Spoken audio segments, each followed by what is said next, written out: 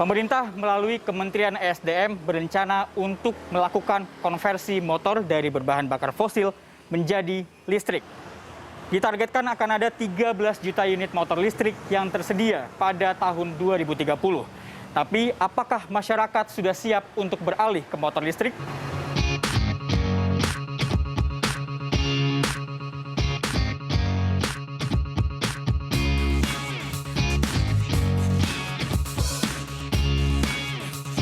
Kalau misalnya yakin sih, ya emang kalau yang namanya konsep dan harus yakin gitu. Tapi ya sekali lagi, emang itu harus bisa direalisasikan ya. Nah, nanti komponen-komponen pendukungnya juga harus dipermudah. Sementara ini kayaknya masih ragu ya, karena belum terrealisasi ya. Kita nggak tahu ke depannya, kalau emang benar berarti ya kita harus siap. Kalau aku sih ragu ya, soalnya kan dulu juga pernah ada pembuatan mobil listrik gitu, tapi cuma dibuat aja dan nggak didistribusikan secara luas gitu sih. Ya mungkin dari bahan bakar ya, dan polusi mungkin berkurang ya. Mungkin pakai lebih ke baterai atau dicas gitu ya, soalnya kan kalau yang sekarang kan motor biasa itu pakai bensin kan bahan bakarnya, mungkin gitu sih. Menurut Adi Siswanto, seorang pegiat motor listrik, perbedaan motor konvensional dengan motor listrik adalah dari sumber energinya. Untuk motor konvensional itu menggunakan bahan bakar bensin ya, menggunakan knalpot dan ada mesinnya, dia mengeluarkan polusi. Nah, kalau untuk motor listrik, dia hanya berbahan bakar dari baterai, bukan bahan bakar ya, sumber energinya dari baterai yang disalurkan ke dinamo. Nah, untuk ciri-cirinya motor listrik itu nggak ada knalpotnya dan nggak ada suaranya.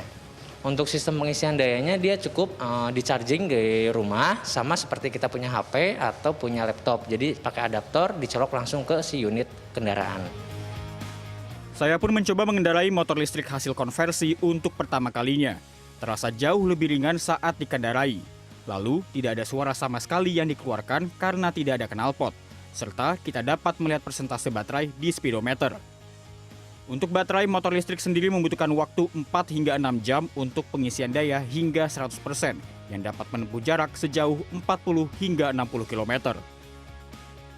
Perawatan pada motor listrik pun terbilang cukup mudah. Pertama, rutin cek baterai, jangan overcharge dan jangan telat charge karena akan menurunkan kualitas baterai.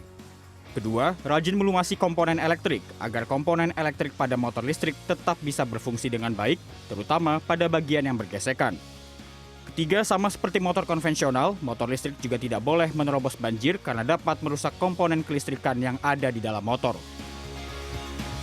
Dengan program konversi motor berbahan bakar fosil menjadi listrik, pemerintah berpotensi untuk menekan efisiensi penggunaan BBM sebesar Rp319 triliun per tahun, serta dapat menurunkan emisi gas rumah kaca sebesar 65 juta karbon dioksida.